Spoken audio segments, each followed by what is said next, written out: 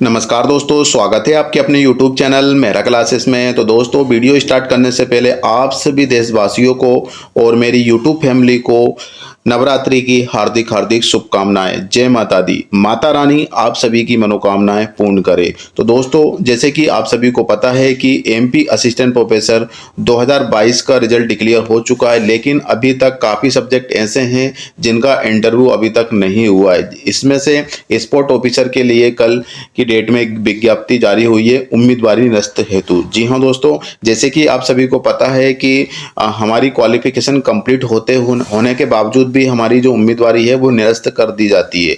उस ऐसी भूल हमें दोबारा न हो, इसी के रिगार्डिंग आज की वीडियो में हम डिस्कशन करने वाले हैं और किस वजह से उम्मीदवारी जो है निरस्त कर दी जाती है PSC की ओर से, वो सब कुछ आज की वीडियो में हम आपको बताने वाले हैं। तो दोस्तों, चलते हैं हम आगे की ओर और आगे बढ़ने से पहले आप सभी से रिक्वेस्ट जरूर करना चाहेंगे, यदि आप हमारे चैनल पर नए हो तो चैनल को जरूर सब्सक्राइब कर लेना। तो दोस्तों, हम चलते हैं आगे की ओर।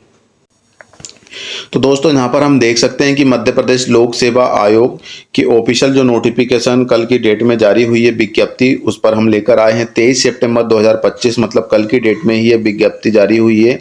और ये स्पोर्ट ऑफिसर के लिए क्रीड़ा अधिकारी 2022 के पद हेतु उम्मीदवारी निरस्त किए जाने के संबंध में। तो दोस्तों, इसमें जो टोटल पोस्ट थी वो 129, जिसमें UR कैटेगरी के लिए 23, SC के लिए 9, ST के लिए 77, OBC के लिए 15 एवं EWS कैटेगरी के लिए 5 पद यहाँ पर थे। और ये विज्ञापन यहाँ पे आप देख सकते हैं कि 22/11/2024 को जारी हुआ था और अंतिम तिथि उक्त पदों की ऑनलाइन आवेदन प्रस्तुत करने की जो अंतिम तिथि थी 13/4/2024 थी। ठीक है, इसके बाद इसमें आपकी जो एग्जाम हुआ था वो डेट ऑलरेडी आप सभी को जानते ही है, इससे तो हमें कोई फर्क नहीं है। लेकिन खास बात यह है दोस्तों कि ये उम्मीदवार निरस्त करने हेतु ये विज्ञप्ति जारी हुई है। अब यहाँ पे हम आप देखेंगे कि आयोग द्वारा क्रीड़ा अधिकारी परीक्षा 2022 लिखित परीक्षा का परिणाम दिनांक 22/11/2024 में मुख्य भाग आ में कुल 211 एवं प्रावधिक भाग ब में कुल 30 आवेदकों को साक्षात्कार हेतु प्रावधिक अहर घोषित किए जाकर आवेदकों को निम्नानुसार निर्देशित किया गया था। तो दोस्तों, जैसे कि आप सभी को पता है कि 87 और 13% का जो इश्यू है अभी तक चल रहा है। भाग आ में 87 है और भाग बा में 13% है, लेकिन वो प्रावधिक है। जब हाई कोर्ट का आदेश आएगा तो इसके बाद जो 13% है वो किसके पक्ष में जाता है, जनरल या OBC, वो बाद में पता चलेगा। लेकिन दोनों के लिए ही यहाँ पे रिजल्ट जारी हुआ है साक्षात्कार के लिए। इसके बाद यहाँ पे आप देखेंगे दोस्तों कि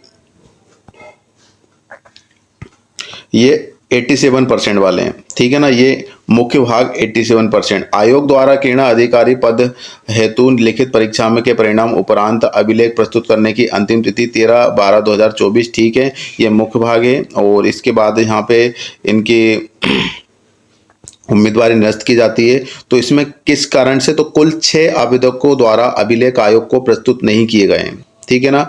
अभिलेख प्रस्तुत नहीं किए गए कुल 6 आवेदकों का, ठीक है ना। अतः लिखित परीक्षा परिणाम में उल्लेखित कंडिका 5 अनुसार निम्नलिखित आवेदकों को उम्मीदवारी आदेश अनुसार निरस्त की जाती है। अब इनकी क्वालिफिकेशन सब कुछ कंप्लीट है, लेकिन इनके अभिलेख प्रस्तुत ही नहीं हुए, ठीक है ना। अब यहाँ पे आप देखेंगे कि यहाँ पर देवकरण सिंह है, मेल कैटेगरी है, डोमिसाइल नो, ठीक है। और इसके बाद भगवान दास, मतलब इनके जो अभिलेख है पहुँचे नहीं है, आयोग प्रस्तुत नहीं किए गए हैं, इन्होंने पहुंचा ही नहीं है, किसी रीजन की वजह से नहीं पहुंचे हैं, ये तो कह नहीं सकते, लेकिन PSC में नहीं पहुंचे हैं, इसीलिए इनका क्या है कि निरस्त की जाती है। देवकरण हो गए, भगवान दास हो गए, हिमांशी वर्मा, भावना, शिवानी एवं जगदीश, ठीक है। और यहाँ पे आप देख सकते हैं कि डोमिसाइल नो, मतलब ये अदर स्टेट से हैं, डोमिसाइल मतलब यस, ये MP से हैं, ठीक है ना। इसके बाद हम नीचे स्क्रॉल करेंगे तो इसमें से 2 पद ऐसे हैं कि पद हेतु अभिलेख प्राप्ति की निर्धारित अंतिम तिथि, मतलब जो अभिलेख सबमिट करना थे हमें, PSC पहुंचनी थी लास्ट डेट में, वो 13/12/2024 थी, है ना।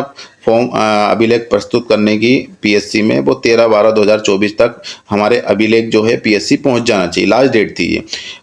पश्चात मुख्य भाग के कुल 2 आवेदकों के अभिलेख आयोग को प्रस्तुत किए गए। अतः लिखित परीक्षा परिणाम में उल्लेखित कंडिका 5 अनुसार निम्नलिखित आवेदकों की उम्मीदवारी निरस्त की जाती है। अब यहाँ पे ये है सत्येंद्र कुमार, इनके अभिलेख कब जारी हुए? आयोग में प्राप्ति दिनांक 16/12/2024 और लास्ट डेट की थी 13/12/2024। ठीक है ना, तो 3 दिन बाद पहुंचे। इसके बाद दूसरे कैंडिडेट यहाँ पे कंचन, तो यहाँ पे आप देख सकते हैं कि इनकी जो कब पहुंची है 2/6/2025 में। ठीक है ना, लेकिन लास्ट डेट इतनी थी, इसलिए इनकी उम्मीदवारी जो कंडिका 5 में दे रखे हैं उसके अनुसार उनकी जो उम्मीदवारी है वो निरस्त की जाती है।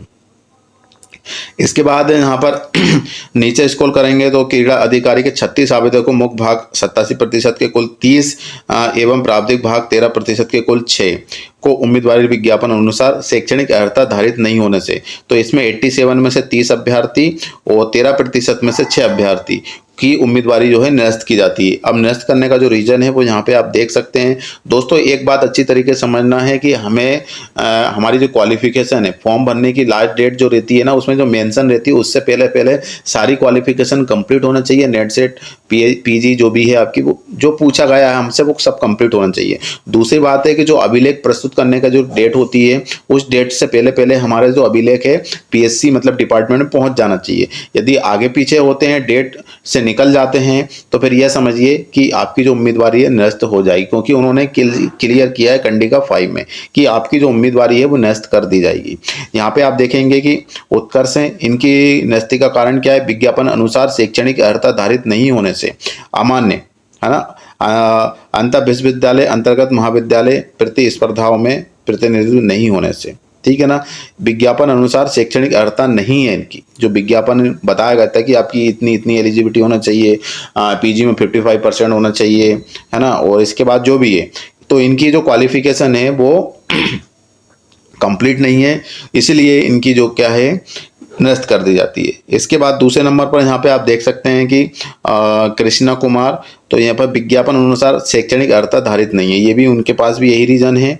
इसके बाद यहाँ पे आप देखेंगे गौरव, इनका विज्ञापन अनुसार शैक्षणिक अर्हता धारित नहीं है। ठीक है, आपने एग्जाम दे दिया, आपने क्लियर भी कर लिया, लेकिन आपने अभिलेख प्रस्तुत भी कर दिए, लेकिन आपकी क्वालिफिकेशन कंप्लीट नहीं है या फिर जो पूछा गया उसके अनुसार अर्हता आपके पास नहीं है, तो आपकी जो उम्मीदवारी है निरस्त कर दी जाएगी, है ना। आप भले ही क्लियर कर लो, एग्जाम दे लो, कोई फर्क नहीं पड़ता, लेकिन जब वेरिफिकेशन होता है ना तब वहाँ से आप बाहर हो जाते हैं। इसीलिए फॉर्म को अच्छी तरीके से सबमिट कीजिए। यदि आपने नॉलेज के लिए ही फॉर्म डाला है और आपकी क्वालिफिकेशन इनकम्प्लीट है तो कोई इश्यू नहीं है, सिर्फ आपने नॉलेज के लिए डाला है वो एक बात अलग है, लेकिन आपने मतलब एक सीरियस रहकर और इसके बाद फॉर्म फिलअप कर दिया है और इसके बाद आपकी क्वालिफिकेशन नेट सेट या जो भी कंप्लीट नहीं है तो फिर आपको बाहर होना ही पड़ेगा। तो इस रीजन की वजह से इनकी जो उम्मीदवारी है निरस्त कर दी जाती है। आपका अभिलेख प्रस्तुत जो अभिलेख होता है वो भी टाइम टू टेबल पीएससी पहुंचना चाहिए। आपकी क्वालिफिकेशन फॉर्म भरने की जो लास्ट डेट रहती है जो मेंशन करते हैं या फिर जो डेट देते हैं उस तक आपकी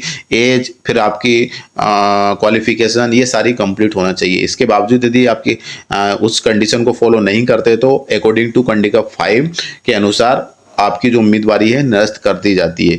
तो आपके साथ ऐसा ना हो, गलती ना हो, इसलिए फॉर्म को अच्छी तरीके से सबमिट करना है और आपका क्लियर हो जाता है तो अभिलेख पत्र जो भी है आप कि अपने दोस्त हैं, हम कोचिंग चलाते हैं, जो भी कोचिंग चलाते हैं उनसे डिस्कस कर लो। हर एक चैनल पर अभिलेख प्रस्तुत करने के लिए सब कुछ कंडीशन और जो भी अभिलेख में मांगे गए हैं वो सब कुछ हम बताते हैं, है ना। तो उसको देखते हुए फॉलो कीजिए, उसको करिए, तब जाके आप अभिलेख पत्र सबमिट कर सकते हैं। ठीक है, वो भी लास्ट डेट से पहले पहले। ठीक है ना, तो इसी रीजन की वजह से आपकी जो उम्मीदवारी है निरस्त कर दी जाती है। चलिए दोस्तों, अभी तो ये स्पोर्ट ऑफिसर के लिए आपकी